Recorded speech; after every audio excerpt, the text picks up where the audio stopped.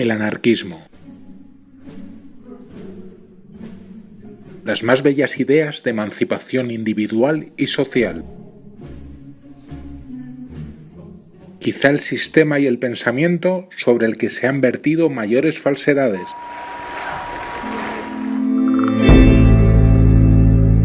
Las concepciones utópicas del pasado, que normalmente fueron de un optimismo exacerbado, han dado paso en la modernidad, o en la posmodernidad, a un escepticismo más bien obtuso y conservador.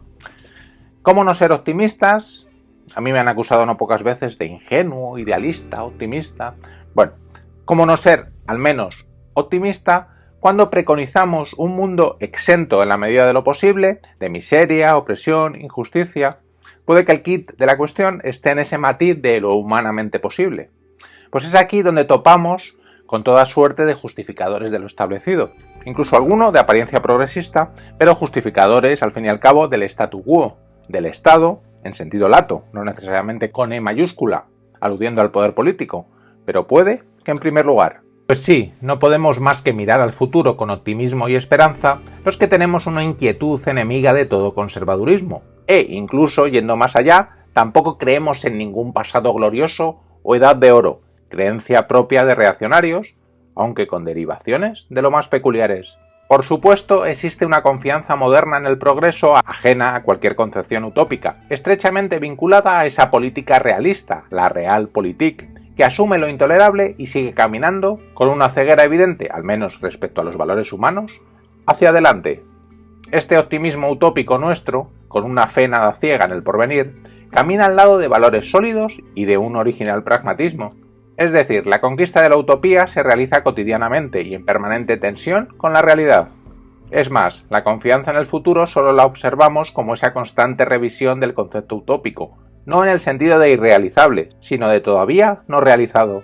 Recordemos que concepciones de utopías ha habido desde los mismos orígenes del pensamiento humano, y que solo en la edad contemporánea ese sueño se ha trastocado en la literatura en el horror. Si las utopías solían ser imágenes de deseo humano, Orwell nos demostró que no tenía que ser necesariamente así, y su visión tenía rasgos más realistas que otra cosa. Curiosamente será Marx el que acabe otorgando un carácter peyorativo a la concepción utópica, y eso en aras de su socialismo científico o realista. Si los regímenes socialistas del siglo XX se han acabado pareciendo demasiado a las visiones distópicas orwellianas, es algo que solo podemos atribuir o a una ironía siniestra o a una visión distorsionada de la historia y de la existencia humana. Entonces, es a partir del Renacimiento cuando florecen las visiones utópicas, algunas con rasgos anarquistas, incluso antes de que naciera el pensamiento libertario moderno. Pero no es tal vez el caso de Campanella y su Ciudad del Sol, escrita en 1623, donde se insiste en la perfección, aunque con algunos rasgos conservadores también propios de su tiempo, esta vez en forma de una especie de comunismo cristiano a modo de religión natural. Poco después, en 1627, Francis Bacon hará más énfasis en el acercamiento entre la ética y la política en su obra Nueva Atlántida, junto a la confianza en los descubrimientos científicos. Una obra con cierta influencia en el desarrollo del Nuevo Mundo es Océana, escrita por James Harrington en 1656, en la que se muestra ya que la libertad política está condicionada por la libertad económica. También muestra el autor un rechazo a la concentración excesiva del poder en pocas manos durante demasiado tiempo. Poco antes del siglo XVIII aparece el conocido Telémaco, de Fenelón, donde se utilizan sociedades antiguas para criticar la política de su tiempo. Son solo algunos ejemplos de las muchas concepciones utópicas que sirvieron para abrir camino hacia sociedades más libres y justas. Es posible que algunos rasgos fueran abiertamente ingenuos y cuestionables, pero contenían la semilla de la rebelión hacia lo inicuamente establecido, y eso siempre es un valor. Entre los llamados socialistas utópicos con concepciones diferentes y tantas veces enfrentadas entre ellas, hay una insistencia común en una buena educación, que es algo que atraerá la atención de los anarquistas posteriores.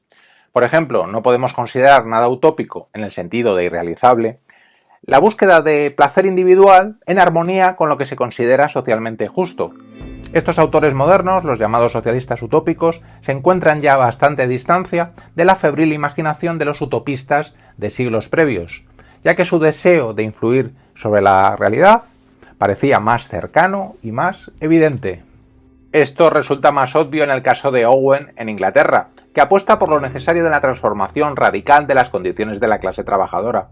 Si otros autores insistían en una supuesta naturaleza buena del ser humano y que las condiciones deberían adecuarse a ellas, Owen insiste en cambiar el medio para que el individuo se desenvuelva mejor.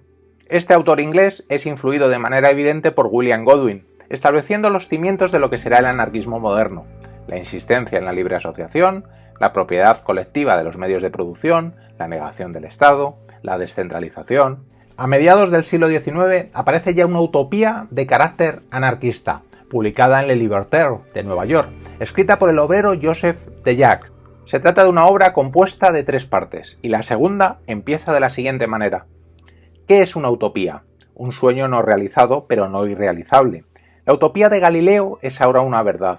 Ha triunfado a despecho de la sentencia de sus jueces. La Tierra gira. La utopía de Cristóbal Colón se ha realizado a pesar de los clamores de sus detractores. Un nuevo mundo, la América, ha surgido a su conjuro, de las profundidades del océano. ¿Qué fue Salomón de Caus? Un utopista, un loco, pero un loco que descubrió el vapor. ¿Y Fulton? También un utopista. Pregunten más bien a los académicos del instituto. Todas las ideas innovadoras fueron utopías en su nacimiento. De Jacques sitúa su sociedad anarquista 1000 años en el futuro, donde el mundo es ya casi perfecto. El sistema es un comunismo anárquico. Nadie quiere ser dominante ni dominado. No hay más culto que la libertad, y la más completa salud social se identifica con la anarquía.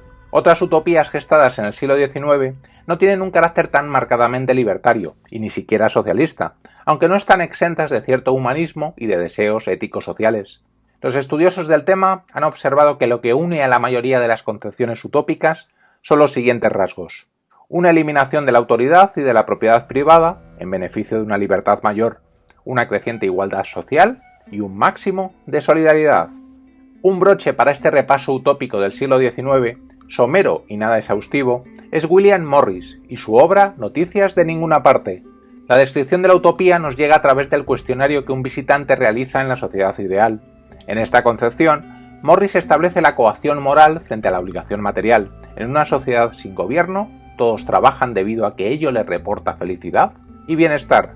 No obstante, no existe la perfección en este tipo de sociedad, y se admite la existencia de la disidencia e incluso de lo injusto.